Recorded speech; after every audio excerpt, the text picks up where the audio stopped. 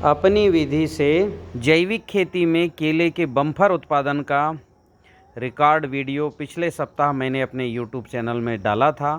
बहुत से किसान मुझसे पूछ रहे थे कि केला उत्पादन की पूरी पद्धति बताएं।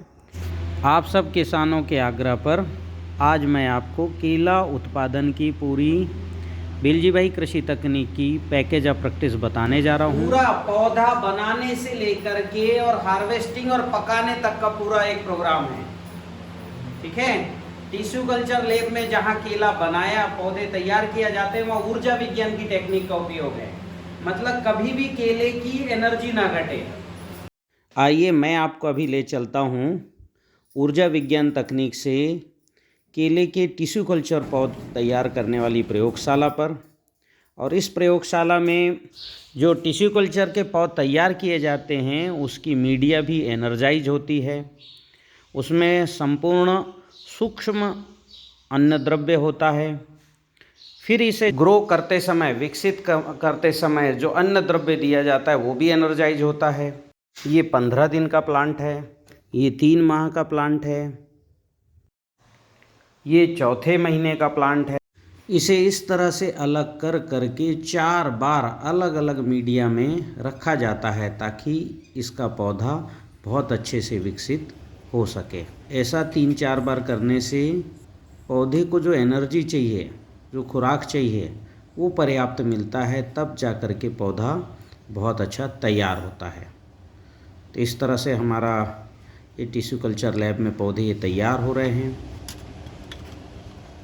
इस पौधशाला में हर लाट की टैगिंग होती है, हर लाट के पौधों की ऊर्जा की जांच की जाती है। किसान भाइयों, ये है टिश्यू कल्चर लैब और इस लैब की एनर्जी पॉजिटिव है। फर्स्ट जो है इनोकुलेशन है, फर्स्ट स्टेज है। फिर इसका 4th स्टेज का ये देखो प्लांट इतना तैयार हुआ और फर्स्ट मीडिया है।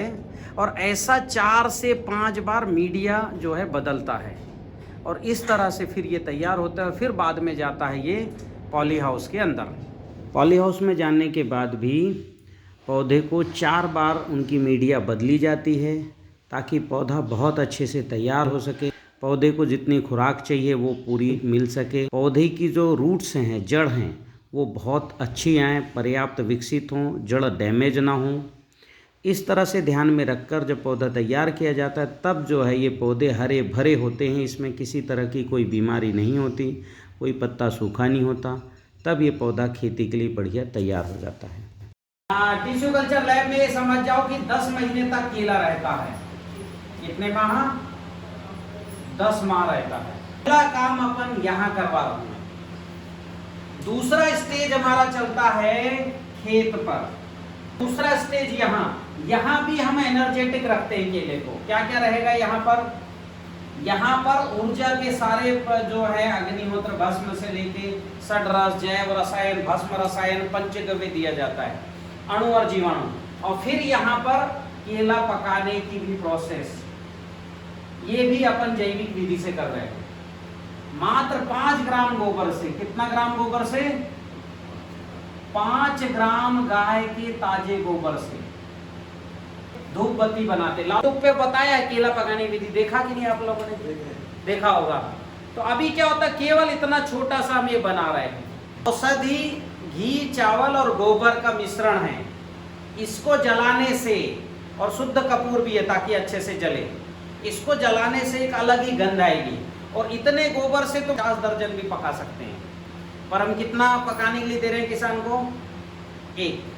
15 दर्जन केले पक जाए। कुछ नहीं करना, थर्मोकोल का बॉक्स है, उसके अंदर केले भर देना, 10 दर्जन, 15 दर्जन, 20 दर्जन जितने आ जाए, और इसको जला करके फंसा देना, एयर टाइट बंद करके भेज दो ट्रांसपोर्ट में कहीं भी। 2 या 3 दिन में पहुंचना चाहिए। लेकिन कितना दिन में? 3 दिन में केला पक जाता है। फिर निकाल के रख लो, 7-8 दिन रहता है। तो जब केला पकेगा ना तो दिखेगा हरा कच्च, पर छीलोगे ना तो पतला छिलका निकलेगा कागज की तरह। समझ रहे हो? तो केला उगाने से लेके, केला उत्पादन से लेके पकाने तक का बेलजी भाई कृषि तकनीक का उपयोग हो रहा है। और अपनी तकनीक के 2 आधार हैं, एक एनर्जी और दूसरा षड्रस। हम ये लैब में भी सडरस दे रहे हैं, यहां भी हम जो है एनर्जी सडरस, यहां भी एनर्जी सडरस और यहां भी दे रहे हैं। भूमि की तैयारी, किसी भी भूमि में केला अच्छा हो जाता है। उत्तर प्रदेश में, महाराष्ट्र में, मध्य प्रदेश में, छत्तीसगढ़ में, इवन पंजाब हरियाणा में भी केले की खेती करने लगे हैं और बहुत अच्छी सब तरफ खेती इसकी होती है। फिर भी जो है जिसका पीएच 7.2 हो, बलुई दोमट जो है केले की खेती के लिए बहुत अच्छा माना जाता है। ठीक है, पर भी सब तरह की मिट्टी में केले की खेती किया जा सकता है। अभी अब क्या करना है, भूमि की तैयारी मैं आपको बता रहा हूं कि हम कैसे कर सकते हैं। तो काली मिट्टी है कि खेती की 2 बार जुताई कीजिए। ठीक है, और जुताई करने के बाद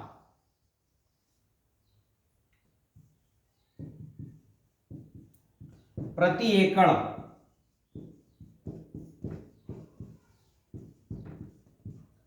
1 टन रॉक फॉस्फेट,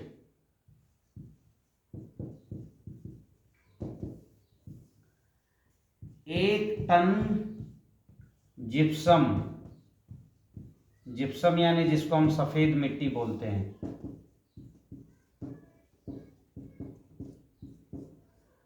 1 टन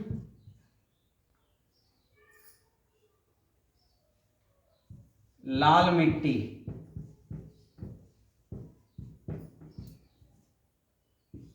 ठीक है, इसको गेरू भी बोला जाता है। ठीक, फिर आधा टन पीली मिट्टी,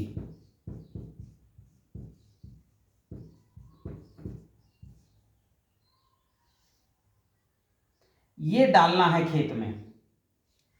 क्यों डालना है, ये इसका कारण समझिए। 2 कारण है इसके, हमने 2 कारणों से मैं ये डलवाता हूं। पहला कारण तो मोटा मोटा ये समझिए, बार बार जुताई होने के कारण पिछले 10 साल से बार बार जो खेती में जुताई हो रही है, प्लाऊ हो रहा है, तो उससे जो सूक्ष्म तत्व हैं मिट्टी के, मिनरल्स बह रहे हैं। तो मिनरल्स बह रहे हैं तो इसका मतलब यह है कि खेती में सूक्ष्म तत्वों की कमी आ गई है।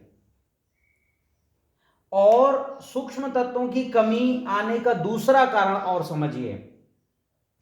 पहले क्या होता, हर साल जून जुलाई में बरसात में केचुआ जमीन के उससे ऊपर आता था और ऊपर से आके नीचे जाता था। मतलब नीचे की मिट्टी खाते हुए ऊपर आता था और नीचे की मिट्टी को ऊपर छोड़ के ऊपर की मिट्टी को खाते हुए नीचे ले जाता था। केचुआ खेती में कहां तक है, गहराई तक है, 12 फुट 15 फुट, अभी तो कुछ वैज्ञानिक कह रहे हैं कि 30 फुट नीचे तक केचुए हैं। तो ये केचुए हर साल एक बार जमीन में ऊपर आते हैं। जब ये अंदर से ऊपर आएंगे तो सूक्ष्म तत्व मिनरल्स को लेके आते हैं, क्योंकि जमीन के नीचे 6 इंच नीचे मिनरल्स मिलने शुरू हो जाते हैं। जस्ता, आयरन, मैग्नीज, कैल्शियम, बोरान, ये मिलने शुरू हो जाते हैं। ये केचुए हर साल मिट्टी खाते हुए ऊपर आके छोड़ते थे, तो ये सूक्ष्म तत्वों को लेके आते थे। अब केचुए आने बंद हो गए। अब केचुए आने बंद हो गए तो क्या हो गया कि सूक्ष्म तत्व ऊपर आने बंद हो गए। अब ऊपर सूक्ष्म तत्व नहीं है तो फसल फिर कैसे होगी, क्योंकि फसल केवल फास्फोरस पोटास से नहीं होता। फसलों के लिए जैसे कैल्शियम चाहिए फूल आने के लिए, बोरान चाहिए फल अच्छा बनने के लिए तो फल फटता है, आयरन चाहिए वजन के लिए, पोटेशियम चाहिए वजन के लिए, जिंक, जस्ता, मॉलिब्डेनम, क्लोरीन, सबका एक जो है खेती में रोल है। और अभी तो पहले वैज्ञानिक कहते थे कि 16 तत्व चाहिए, बाद में कहने लगे नहीं 33 तत्व चाहिए। अब तो 47 तत्वों की बात होने लगी है। हमारे पूर्वज कहते थे 108 तत्व चाहिए जीवित रहने के लिए। ये माता तत्व कहते हैं 108 तत्वों को। ये 108 तत्व क्या है, माता तत्व क्यों कहे जाते हैं, ये मेरे YouTube में विशेष ज्ञान शिविर में आप देखना। तो मैं वापस आता हूं। अभी बार बार जुताई के कारण मिनरल्स खेत से बह गए, और दूसरा है केचुआ आना बंद कर दिया, तो मिनरल्स एक बार देना पड़ेगा। नहीं दोगे तो वो देखो दो समस्याएं तो बड़ी आती है। एक तो क्या उपज घटती है, ये मैं नहीं कह रहा हूं, ये मिस्टर लाइबेक जिन्होंने रासायनिक खेती में यूरिया जैसे फर्टिलाइजर का आविष्कार किया, उनका एक बहुत अच्छा गणित है कि जितना ये जो है, मेरे पिछले ट्रेनिंग में मैंने बताया भी है कि वो कहते हैं 1.3% नाइट्रोजन चाहिए कुल उपज का, ठीक है, 0.45% फास्फोरस चाहिए, 0.40% पोटास चाहिए, फिर 0.05% जो है कैल्शियम, मैग्नीशियम और सल्फर चाहिए, फिर 0.01% में आयरन, बोरान, कॉपर, मॉलिब्डेनम चाहिए कहते हैं। तो उनका सिद्धांत है कि भाई ये अगर इसमें से कोई भी तत्व आधी रह जाएगी, मान लो यहां पर जो है कि यहां पर कैल्शियम आधा रह गया, तो ठीक से फूल नहीं आएगा, तो उपज तो घट ही जाना है। सल्फर सल्फर नहीं मिला तो पौधे में मजबूती नहीं आएगी। और एक और समस्या होती है, मैं पहले भी मेरे पिछले प्रशिक्षण में बताया हूं कि अगर प्लांट में जिंक नहीं होगा तो उसमें वायरस आएगा, पौधे में अगर आयरन नहीं होगा तो इल्लियाँ आएंगी, पौधे में कैल्शियम और मैग्नीशियम नहीं होगा तो रस चूसक कीट आएंगे। तो ये सूक्ष्म तत्वों की कमी के कारण उपज तो घटती है, बीमारी भी आती है, इसलिए ये डालना आवश्यक है। और दूसरा, ये क्यों डलवा रहा हूं, उसका दूसरा कारण है कि हमारी खेत की मिट्टी अभी बहुत ज्यादा कॉम्पैक्ट हो गई यानी एकदम घनत्व बढ़ गया मिट्टी का, डेंसिटी बढ़ गई। अब डेंसिटी बढ़ जाएगी तो जड़ ठीक से अंदर जा पाएंगे क्या? जैसे केले की खेती में बड़ी मुलायम मुलायम जड़ें होती, ऊपरी होती हों, डेंसिटी बढ़ गई तो अंदर जड़ जा नहीं पाएगी, अंदर जड़ जा नहीं पाएगी तो अच्छे से खुराक नहीं ले सकती है, फिर ऊपर तो है ही नहीं, नीचे जा नहीं पा रही है, तो एक तो पकड़ मजबूत नहीं बनती, खुराक नहीं ले पाते। दूसरी बात, पानी दोगे तो कीचड़ बनेगा, क्योंकि डेंसिटी ज़्यादा है ना, घनत्व ज़्यादा, तो कीचड़ बनेगा, उससे एनारोबिक कंडीशन, फंगस और डेवलप होगा। और क्या होगा कि डेंसिटी ज़्यादा होगा तो खरपतवार ज़्यादा होंगे, क्योंकि जहाँ आपने देखा होगा खरपतवार अभी पिछले 4-6 सालों में बहुत बढ़ रहे हैं। हमारे दादा आजा ने जो खरपतवार नहीं देखे वो हम देख रहे हैं। क्यों?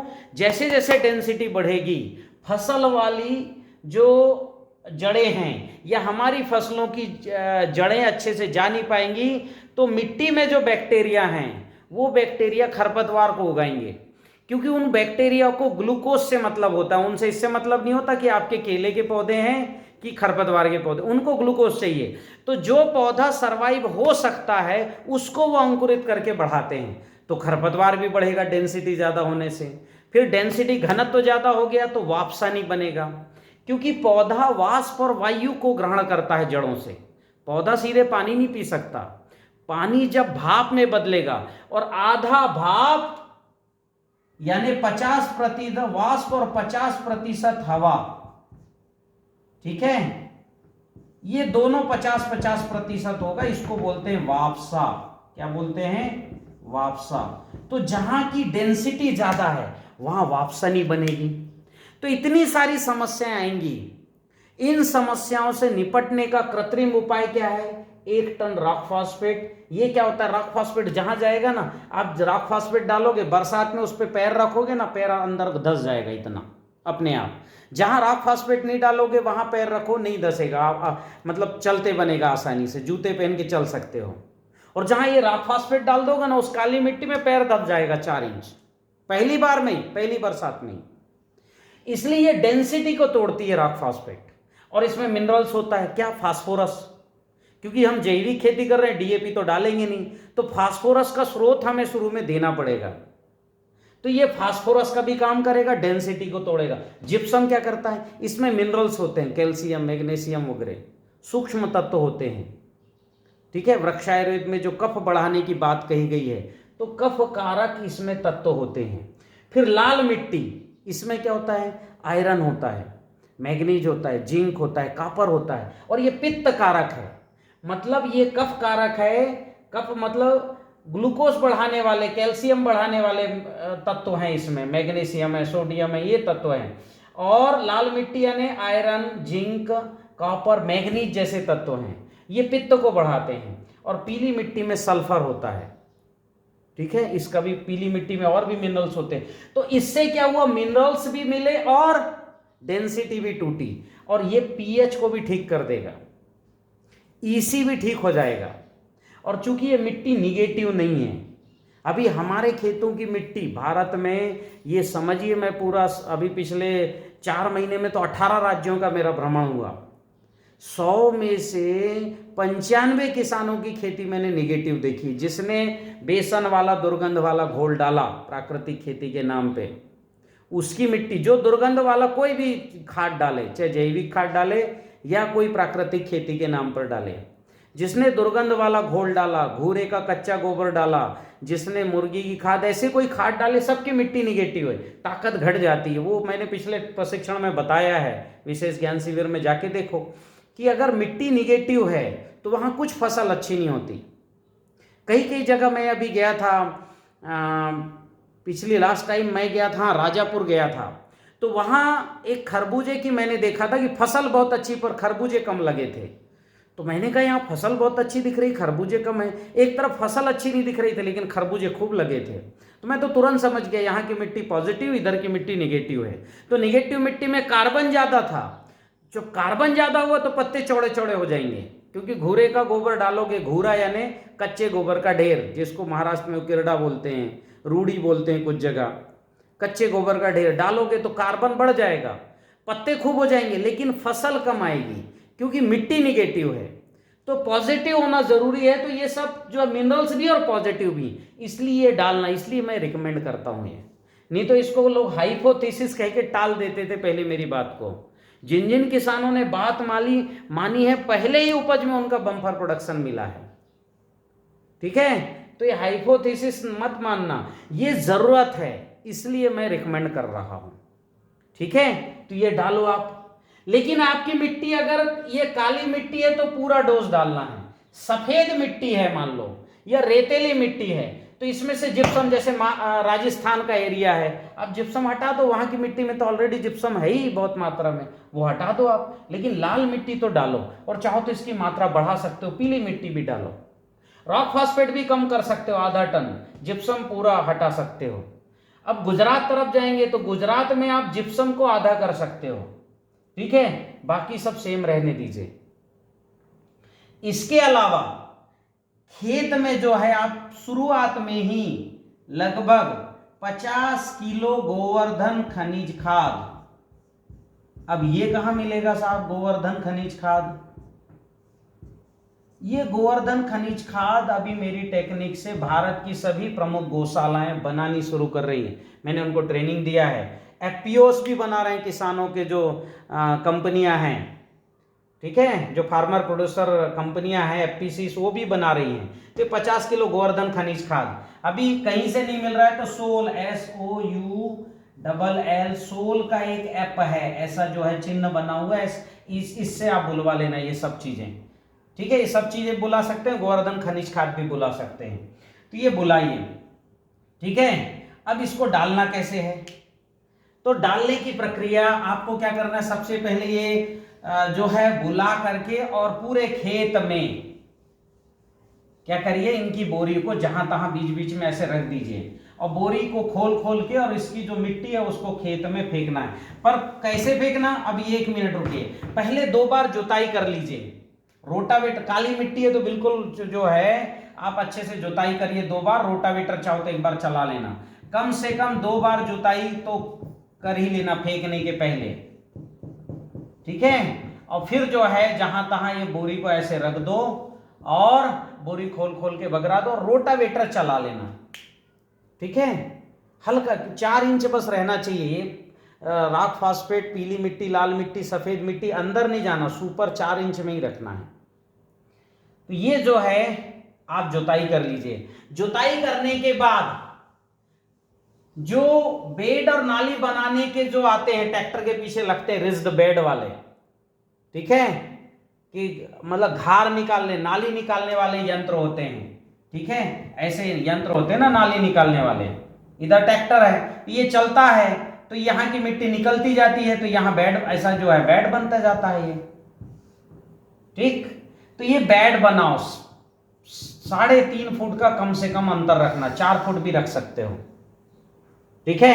कम से कम 2 नाली के बीच में कितना अंतर रखना, 4 फुट का। तो आप ये अच्छी गहरी नाली निकाल लो।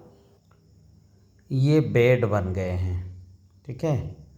अब इस बेड में से एक नाली को छोड़ना, दूसरे नाली में जो भी फसल अवशेष हैं आपके पास, जो फसलों के निकले हुए वेस्ट हैं, जैसे सबसे अच्छा जो है वो है कपास की डंडियां, जो कपास के जो पौधे खड़े होते हैं ना, पौधे जो डंडियां होती है उसकी झाड़ियां, वो अंदर बिछा देना, इसमें पूरा बिछाते चले जाना, ठीक है, ऐसे बिछा देना।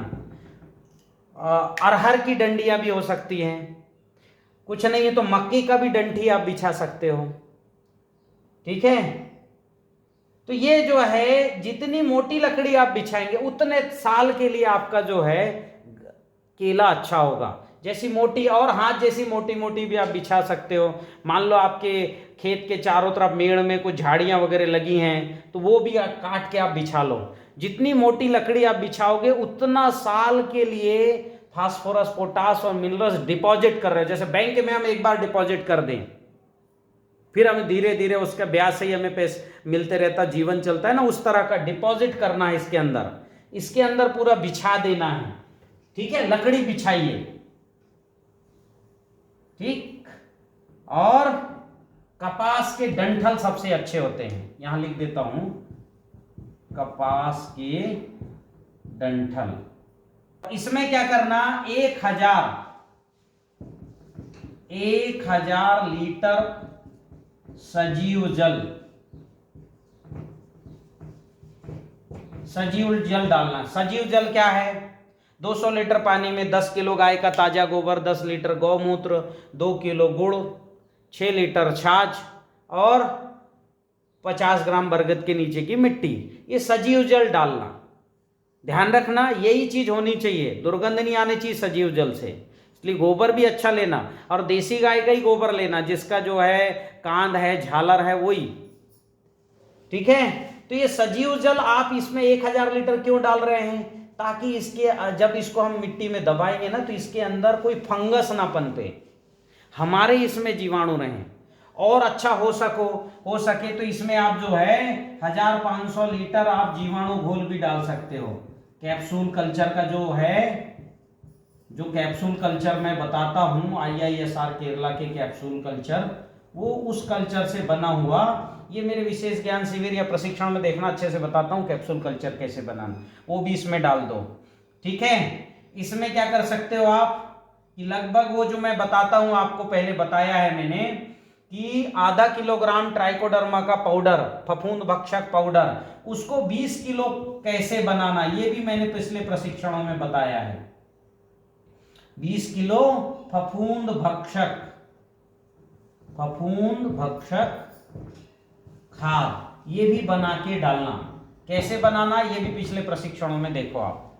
ये सब इसमें डाल दो, इससे क्या होगा कि आपके बैक्टीरिया और होगा, इसमें जड़ें बहुत जाती हैं, तो इसमें माइकोराइजा भी डाल देना, ठीक है। कितना डालोगे, बाजार से लोगे तो 5 kg के आसपास डालना, ठीक है। सोल से लोगे तो 2.5 kg का, और सोल का नैनो महिराजा आता है, नैनो महिराजा, वो प्रति एकड़ मात्र 250 ग्राम लगता है, क्योंकि उसमें जो है CFU काउंट बहुत ज्यादा है माइकोराइजा का, तो नैनो माइकोराइजा मात्र 250 ग्राम। ये सब इसमें डालना। क्या करना कि ये जो बेड निकला हुआ है, बेड की मिट्टी इस पर और इसकी बेड की मिट्टी इधर, मतलब यहां की आधी मिट्टी यहां इसमें आ जाएगी और इधर की आधी मिट्टी इसमें आ जाएगी। तो अब ये क्या बन गया, ये बन गया आपका जो नाली था वो बन गया बेड। नाली क्या बन गया, बेड बन गया, ठीक है। हाँ, तो अब ये जो है आपका जो ये बेड बन गया। अब मिट्टी भी ज्यादा कितनी चढ़नी चाहिए? 4 इंच भी चढ़ जाए बहुत है। आपको अब यहां लगाना है पौधा। ये तो हो गया तैयार। अब इसको चाहो तो सिंचाई करके पूरा नम कर लो, या ड्रिप लगा दो यहां पर किनारे किनारे, ठीक है। या अभी गर्मी में कर रहे हैं तो पहले एक अच्छे जरा स्प्रिंकलर चला के ठंडा कर लेना, क्योंकि पौधे अगर गर्म मिट्टी में लगाओगे तो झुलस जाते हैं। तो पहले ठंडा कर लेना मिट्टी को। और ड्रिप है तो पहले ड्रिप की लाइन लगा देना और 3 दिन तक ड्रिप चलाना। तो जहां जहां ड्रिप की लाइन में पानी टपकेगा वहां की मिट्टी ठंडी हो जाएगी। जब मिट्टी को आप ठंडी कर लोगे तब आपको यहां लगाना है केले के एक एक पौधा। एक और दूरी कितनी रखोगे? अभी केले का जो मानक है वो है 35 वर्ग फुट। 35 वर्ग फुट में एक पौधा होता है, ठीक है। मतलब कितना? 7 गुणा 5। आप पौधे से पौधे की दूरी 7 फुट और लाइन से लाइन की दूरी 5 फुट रख सकते हो। और पौधे को जिग-जैग लगाना, जैसे यहां लगाया हो इसको यहां लगाना, यहां लगा है इसको यहां, ठीक है। यहां ये लगा है ये नीचे ऐसे आएगा। ये देखिए जिग-जैग है, मतलब एक ये है, 2 है, ऐसे है। देखिए मैं चाहूं तो आपको ये जिग-जैग,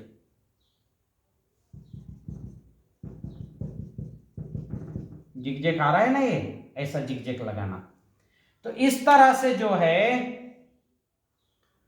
आपको क्या करना है कि 35 वर्ग फुट में एक पौधा रखना है।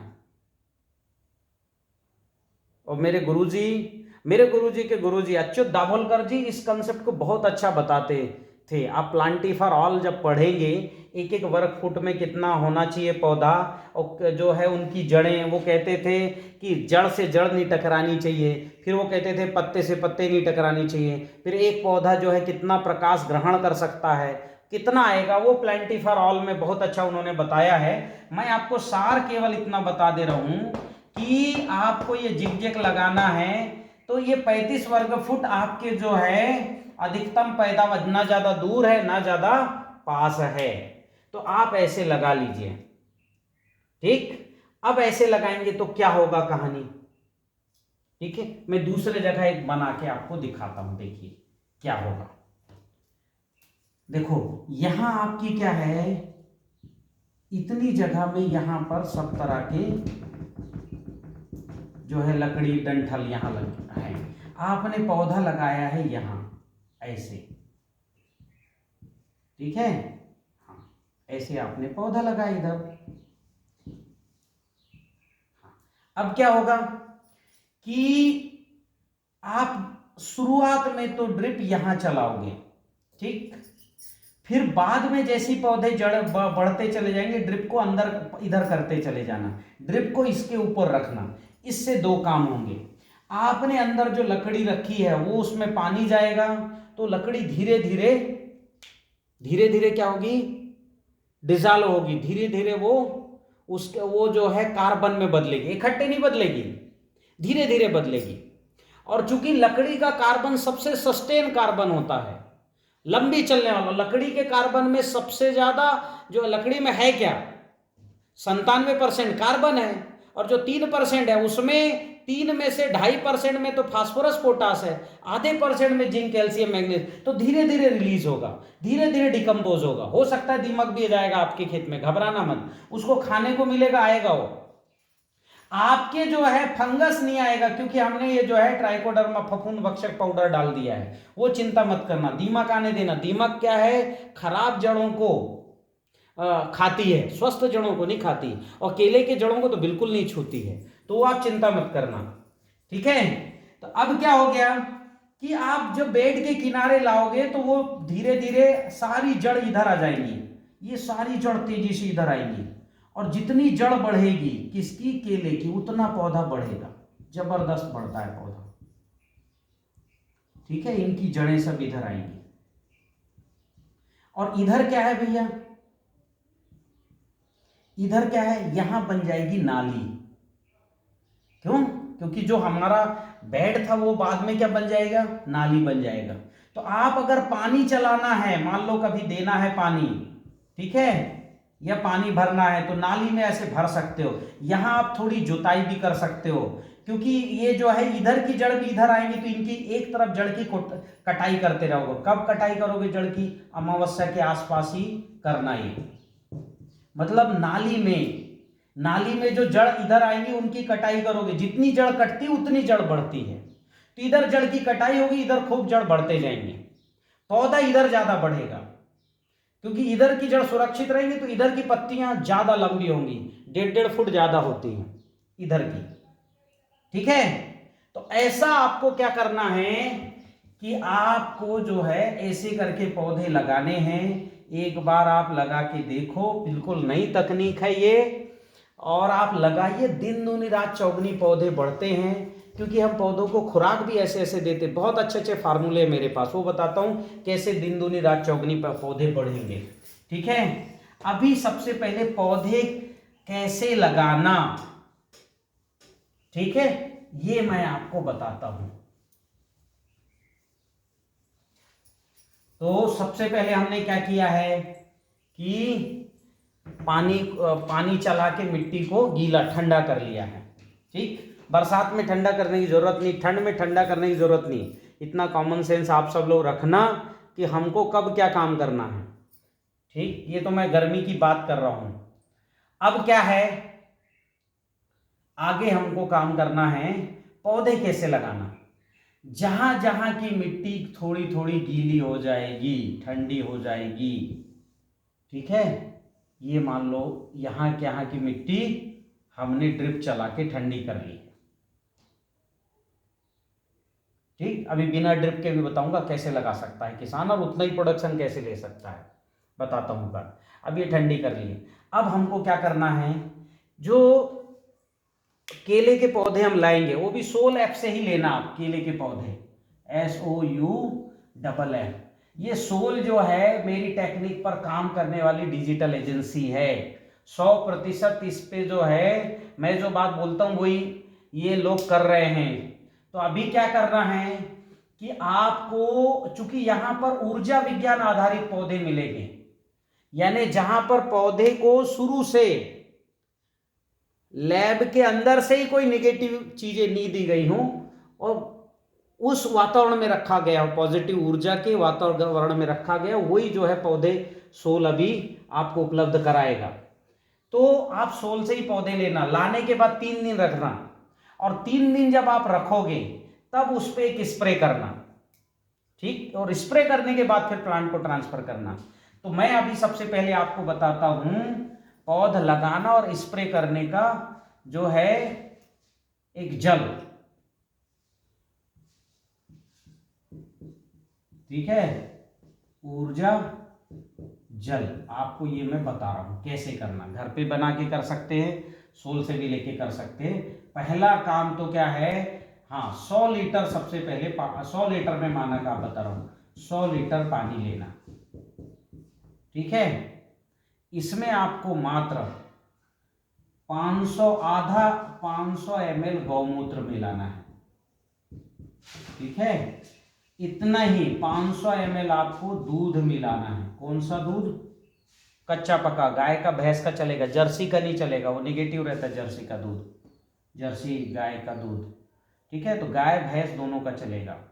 फिर क्या हो गया, आपको यहां पर 3 लीटर छाछ लेना है। क्या लेना है? छाछ, जिसकी मात्रा मैं ज्यादा रख रहा हूं। ठीक, फिर यहां क्या करना है कि 50 ग्राम, सॉरी 50 ग्राम कम मात्रा हो जाएगा, यहां क्या करना है 100 ग्राम सेंधा नमक लेना है।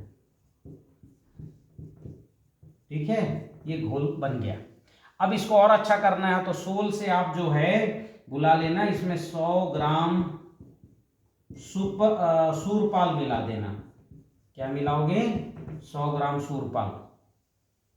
ठीक है, 100 ग्राम इसमें सुपर सॉइल भी मिला देना।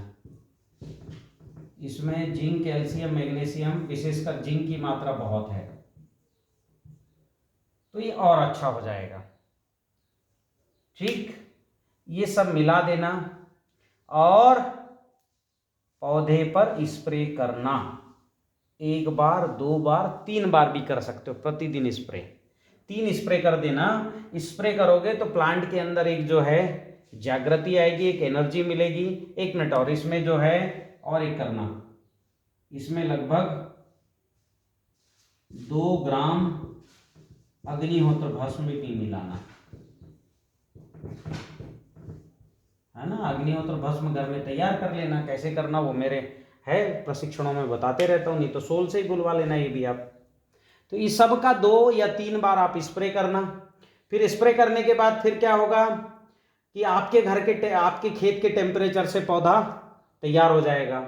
अब इसी घोल को आपको पौधे लगाने के लिए डालना है, ठीक।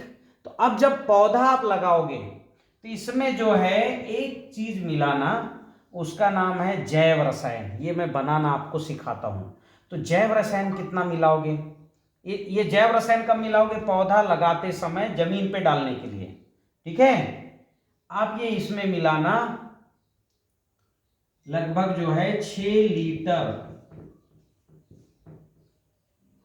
लीटर जैव रसायन।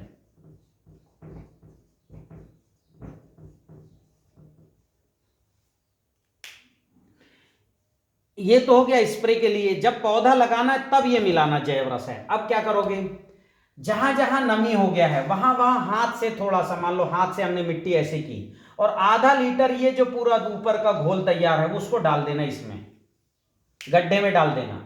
और पौधे को मतलब नीचे से जो है, जैसे लैब से आएंगे पौधे तो जो ट्रे होता है वो नीचे से पहले ऐसे जो है उसको उठाना। किसको उठाना?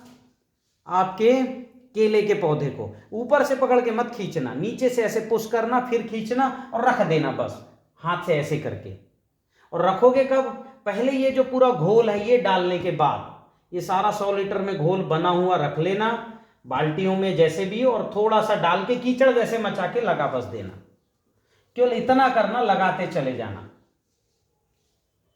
और लगाने के तीसरे दिन या चौथे दिन ये फिर से डालना हर पौधे को 1-1, 2-2 लीटर, या ड्रिप है तो ड्रिप से चलाते रहना।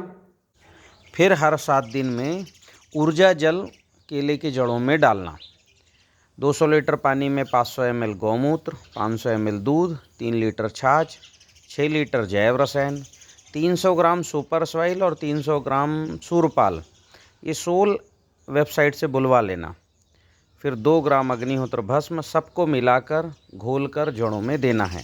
हर 7 दिन में ये दोहराना। बहुत ज़बरदस्त टेक्निक है जैव रसायन। दिन दूनी रात चौगनी फसल इससे बढ़ती है। ये बना बुनाया भोजन है। जो रसायन मिट्टी में कई दिनों बाद बनता है वो हमने तुरंत फुरत बना दिया है। ये सूरपाल भी जो है पौधे को बढ़ाने का एक बहुत अच्छा जो है, ये इससे भी पौधा जो है ना वो सूरपाल ही हो जाता है, मतलब बाहुबली हो जाता है सूरपाल। सुपर साइल भी बहुत अच्छा माइक्रोन्यूट्रेंट है, ठीक है। हाँ, ये सेंधा नमक के जगह गोवर्धन खनिज खाद कर देना बाद में देते समय।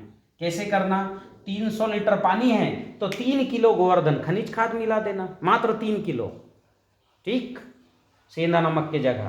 तो ये रिप्लेस हो जाएगा गोवर्धन खनिज खाद। तो ड्रिप से चलाते रहना। दूध का विकल्प क्या है समझो।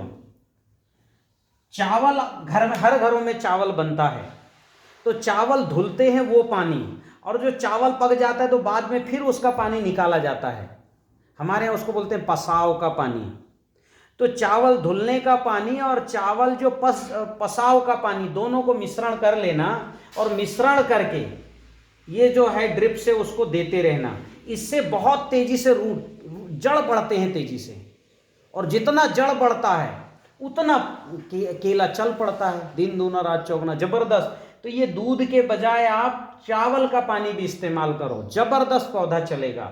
जैव रसायन, सूरपाल, सुपर सॉइल, ये और ये जो सेंधा नमक के जगह आप गोवर्धन खनिज खाद आप इस्तेमाल करोगे, 80 मिनरल्स हैं, ठीक है। तो उसमें भी जो है आपके क्या है, उससे प्लांट को मजबूती मिलेगी, ताकत मिलेगी। तो ये सब आप जो है हर तीसरे दिन ड्रिप से चलाते रहना है। तो अभी आपका क्या क्या हो गया? एक तो पौधा लगाना हो गया, फिर फर्टिगेशन हो गया, पौधे को क्या क्या हम खुराक देंगे। एक और टेक्निक है केले में,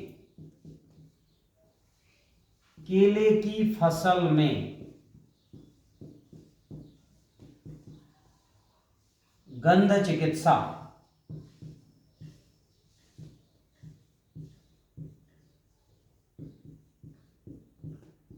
मतलब सुगंध, केले के फसल में। आपने अभी देखो, मैं गया इधर अभी पूरा जलगांव घूमा, फिर उधर से लेकर बुरहानपुर तक मैंने यात्रा की। जलगांव से बुरहानपुर बहुत जगह सिक्का टोका और करपा ने केले को खत्म ही कर दिया, क्योंकि जहां मिट्टी निगेटिव रहेगी वहां तो फसल अच्छा होना ही नहीं है, बीमारी आना ही है, फसल टेढ़े मेढ़े होना है, फसल समय से नहीं आएगा। ये सब दिक्कतें तो मिट्टी निगेटिविटी से आता है। उसको पॉजिटिव करना मैं कई बार बता चुका हूं कि अग्निहोत्र भस्म को 200 लीटर पानी में मिलाना है। 100 ग्राम भस्म में 100 ग्राम जो है फिटकरी की पोटली बनाओ और 100 लीटर पानी में डुबा दो।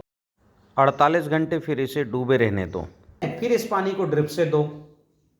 ये आप जो है शुरुआत में 2-3 बार दे दो, मिट्टी पॉजिटिव हो जाएगी। ठीक, या तो स्प्रे कर दो मिट्टी में 2-3 बार, एक पहले जुताई के पहले, फिर दूसरी जुताई के पहले, फिर के पौधे लगाने के पहले ऐसा स्प्रे कर दो, तो इससे भी मिट्टी पॉजिटिव हो जाएगी।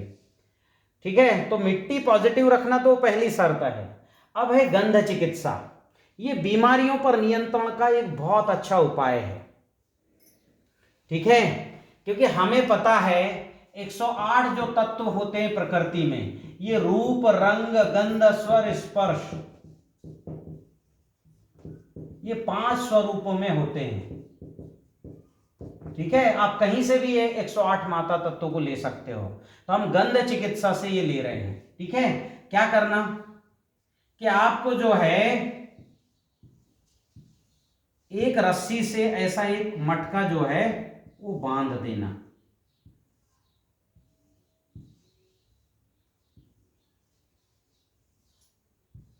ठीक है, एक मटका आप जो है ऐसे बांध देना। यहां पर आप जो है कंडे जला लेना, कंडे ऐसे रख के अच्छे से जला लेना, गाय के गोबर के कंडे। जब ये पूरे जल जाए, जब इसमें 4 बूंद डालना, और 4 बूंद डाल रहे हैं उस समय अगर ये 4 मंत्रों की आहुति कर सको तो अच्छा है कि भू स्वाहा अग्नय इदम नमः। हमने अग्नि का आह्वान किया, क्योंकि आह्वान करने का बहुत बड़ा महत्व है। ये भी मैंने प्रशिक्षण में आपको मतलब जब भी मेरे प्रशिक्षण हुए मैंने सिद्ध करके बताया है कि बात करने से 5 एलिमेंट्स, 5 महाभूतों से बात करो, वो आपके पास आएंगे।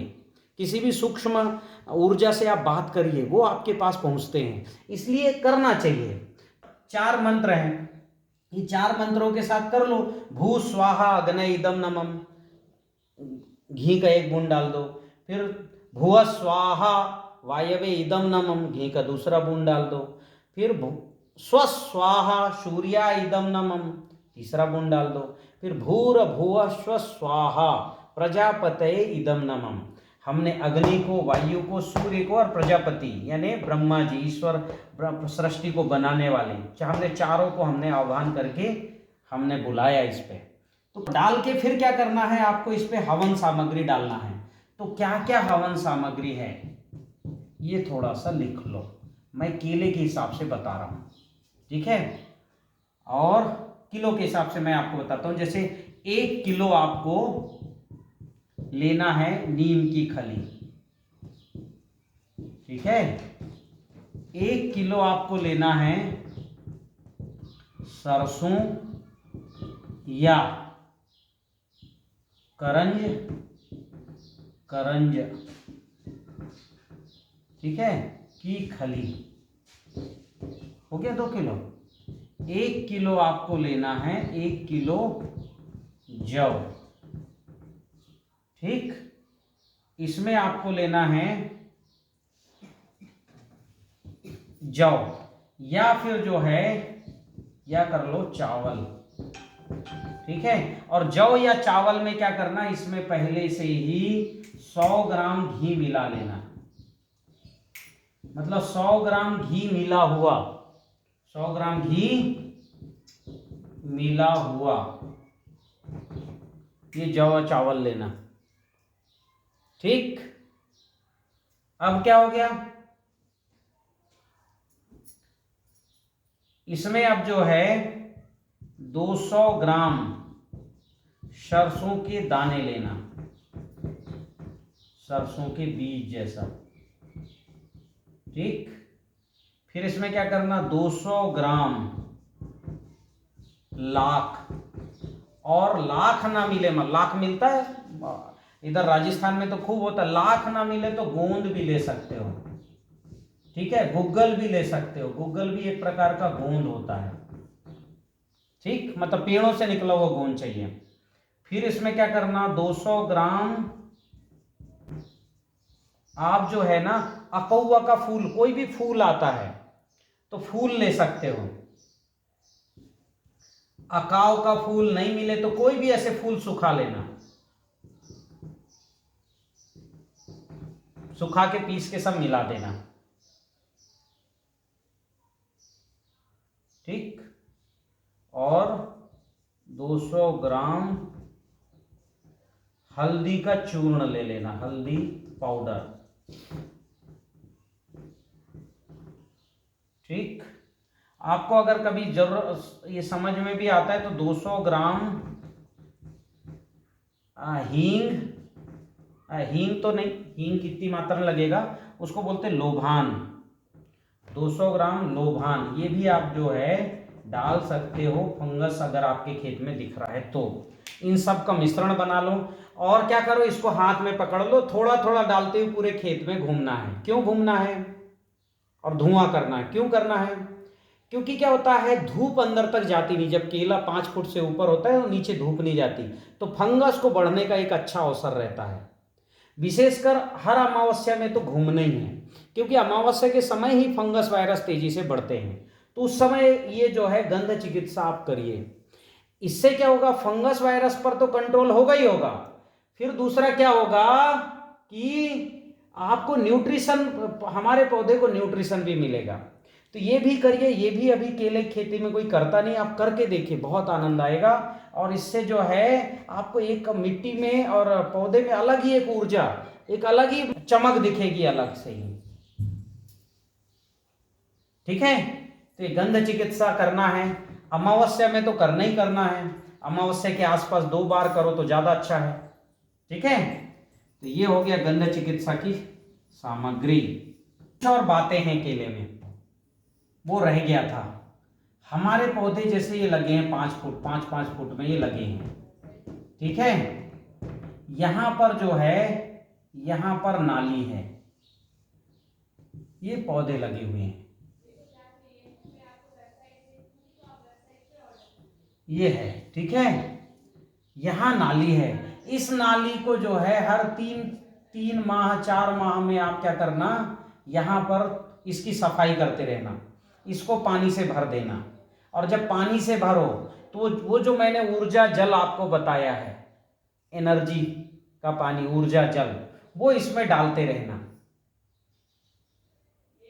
ठीक है, जब इसमें डालते रहोगे और वो चावल का पानी भी, तो इसकी रूट्स बहुत बढ़ेंगी और यहां से हवा लगता है पौधे को, और फिर यहां से पानी जाता है तो यहां पौधों को पानी भी खूब मिलता है। ठीक है, तो ये भी कर सकते हो। जिनके पास ड्रिप नहीं हो, नाली को गहरा करके हर 15 दिन में पानी भरते रहे, अमावस्या पूर्णिमा। नहीं भी ड्रिप है तो प्लांट चल पड़ेंगे, बहुत अच्छे चलते हैं बिना ड्रिप के भी। आप यहाँ बस नाली में हर 15 दिन में थोड़ा, जिनकी ड्रिप नहीं उनको नाली गहरी करनी पड़ेगी, फिर मेहनत करनी पड़ेगी, चाहे किसी औजार से करें या कोई संसाधन लगा के करें। चौड़ाई को कम रखना, कम से कम चौड़ाई रखना, गहराई ज़्यादा रखना, तो भरते रहो पानी से, अपने आप केले में जबरदस्त ग्रोथ आएगी। ये जैव रसायन, भस्म, अपना गोवर्धन खनिज खाद, सूरपाल, सुपर सॉइल, ये देते रहो, जबरदस्त चलता है पौधा। ठीक, तो ये एक कटाई का हमको जो है, रूट कटिंग मतलब जड़ की कटाई बहुत जरूरी है, विशेषकर जब हम केला लेते हैं। ठीक है, हर बार जब केला लेते हैं या साल में 2 बार रूट कटिंग होनी चाहिए, क्योंकि जो है हर 6 महीने में पौधा, हर 6 महीने में नया पौधा केले में आ जाता है। और क्या कर सकते हैं हम, तो केले की खेती में 1-2 बातें और ध्यान देने की है। जैसे अभी केले में क्या होता है, आपका जब बंच आता है, ठीक है, ये बंच आया तो यहां होता है फूल, यहाँ बंच को कटिंग करके और इस फूल को आप ले सकते हो जैव रसायन बनाने में। इसमें इस्तेमाल कर सकते हो जैव रसायन, ये बंच काट के। और यहाँ पर जो है आप मिट्टी बांध दीजिए, छोटा ऐसा जो है मिट्टी का बॉल ऐसा बनाइए और बांध दीजिए। और इस मिट्टी में क्या करोगे, इस मिट्टी को कैसे बनाओगे, वो जो ऊर्जा जल मैंने जो बताया उससे मिट्टी को गीला करके और बांध दो बस। यहां से भी खुराक लेना शुरू कर देता है और केले जो हैं थोड़े और लंबे आ जाएंगे उनकी बंचेस। ठीक। और क्या ध्यान देने वाली बात, केला काटने के बाद मान लो आपने यहां से ये केला ये जो है ये केला है, यहां से आपने केला काटा तो ये जो बचा है इसका भी आप जो है छोटे छोटे पीस करके जैव रसायन बना लीजिए।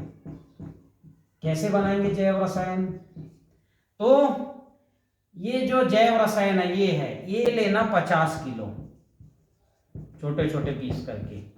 ठीक है। 16 किलो गुड़ ले लेना और 150 लीटर पानी ले लेना और इसको बंद करके, इसको जो है एयर टाइट बंद करके छांव में, एयर टाइट बंद छांव में रख देना। ये फर्मेंट होना शुरू हो जाएगा अपने आप। ठीक है। अगर जो है अपने ड्रम में कोई फूलन समझ में आया तो हल्का ढक्कन खोलना, बस पूरा मत खोलना, हल्का खोलना। ठीक। जिस दिन रखोगे उस दिन की दिनांक लिख देना, उसके ऊपर एक चिट लगा देना किस तारीख को आपने बनाया। ठीक 3 महीने बाद, कितने महीने बाद, 3 माह में ये जैव रसायन बनकर तैयार हो जाएगा। डंठल का भी बन जाएगा और फूल का भी बन जाएगा। बहुत बेहतरीन बनता है। फूल में तो बहुत माइक्रोन्यूट्रिएंट होते हैं, जबरदस्त बनता है। डंठल का भी अच्छा बनता है। तो 13 तुझको अर्पण, केले से जो निकला वो हमने केले को ही दे देना है। और क्या हो सकता है, जो केले का तना है, मान लो आपने यहां से तो वो बंच तोड़ लिया, अब इसको काट के मत फेंकना, इसको यहीं पड़े रहने देना। ये रिवर्स होगा ये। ठीक है। ये रिवर्स होगा। केले का जो तना है, ठीक है, वो धीरे धीरे सूख के नीचे चला जाएगा। तो फिर नया बंच, उसके लिए नया बंच तैयार हो जाता है। फिर ऐसा लेते रहना। ठीक है। हर 6 महीने में नया बंच निकालना, एक ही रखना। मतलब एक में फूल आ रहे हैं, दूसरा निकल रहा है, एक टूट रहा है, दूसरे में फूल आने की तैयारी, तीसरा निकल रहा है। बस ऐसे ही करना। ठीक है। दादा, पिता और पोता। ये दादा जिसमें फल का मतलब अपन ने फल आ गए, पक गए, दादा जो फूल आने को तैयार है, पिता, और जो नीचे बच्चा निकल रहा है पोता। ये 3 ही रखना, दादा, पिता और पोता। ऐसा जो है केले का गणित है।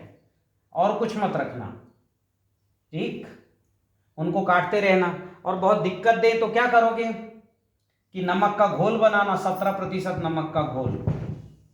ठीक है। उसको बड़ी सिरिंज में भरना, वो जो आता है ना पशुओं के लिए आता है एक बड़ा इंजेक्शन, उसमें 17% नमक के घोल को भरना और पिंच मार देना, जो निकलते हैं यहाँ से रूट्स, उनमें काटना और एक बार मार देना तो खत्म हो जाएगा।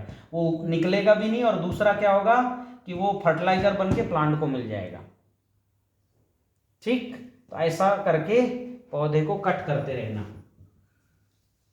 केवल 3 ही ब्रांच रखने का एक सरल उपाय मैंने आपको बताया। और क्या है केले की खेती में ध्यान रखने वाली बातें? केले की खेती में ध्यान आपको रखना है।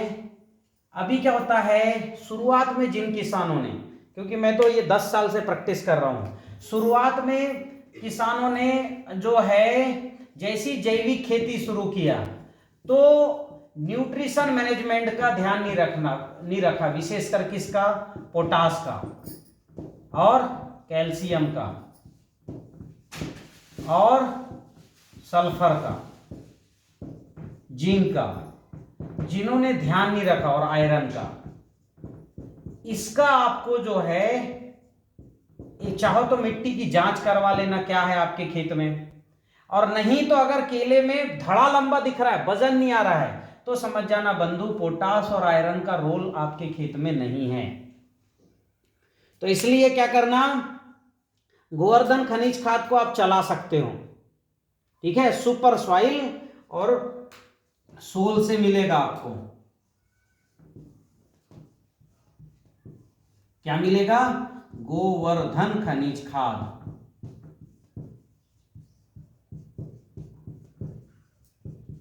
है ना? कितना डालना है? 25 केजी प्रति 15 दिन में, यानी हर अमावस्या पूर्णिमा गोवर्धन खनिज खाद को फेंक देना, ऊपर ही फेंक के चले आना, चिंता मत करना कहां पड़ा है। वो सब मिट्टी में बैक्टीरिया है, वो सब बढ़ जाएंगे, वो ले जाएंगे, माइकोराइजा ले जाएंगे, ठीक। तीसरी चीज और क्या ध्यान रखोगे आप? अच्छा, गोवर्धन खनिज खाद को, यानी ये समझ जाइए कि हमको गोवर्धन खनिज खाद, ठीक है, 2 केजी प्रतिदिन देना है।